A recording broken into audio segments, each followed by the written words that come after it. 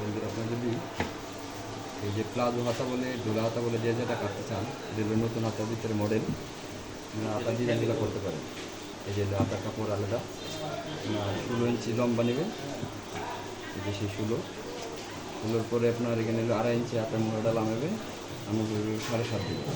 7.5 দেওয়ার পরে এদিকে আপনার 14, 15 যে যতটুকু নেয় এতটুকু পরিমাণ আপনি পরিমাণ কাপড় বাড়তে রাখবেন। এই যে সেই 16 নেওয়ার পরে স্কুল দিয়ে মার্ক করে নেবেন, এই যে সোজা করে স্কুলটা মার্ক করে নেবেন, এই যে স্টোনটা মার্ক করে নেবেন হাতা, সেই হাতাগুলো। তারপর হলো এই যে এইভাবে মার্ক করে নেবেন 7.5, আমার এই যে 7.5।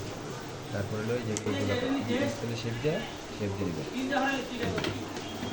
এই যে আপনার এটাকে প্লাজো হাতা বলে, কিউটি ব্যারেট হাতা বলে, তারপর কেউ মাইক হাতা বলে, যে যেটাকে বলে যার যার এলাকায় যে যে পজিশন এরকম আর কি।